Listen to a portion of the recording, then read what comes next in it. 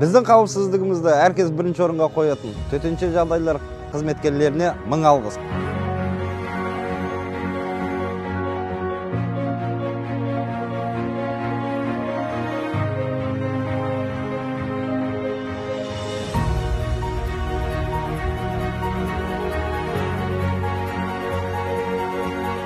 Төтенше жағдай саласының қызметкерлері от пен судың ортасында жүріп, мыңдаған адамның өмірін сақтап қалды.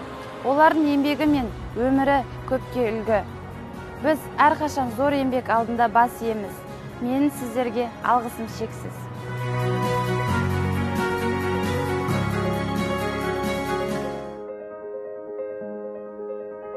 Өрт сөндірушілер мен құтқарушылар қашанда зор құрметке лайық.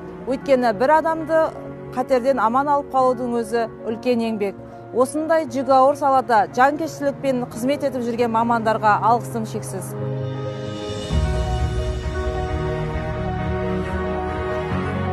Бүгінгінің батырлары азаматтық қауіптен құтқарушы азаматтарға мың алғыс.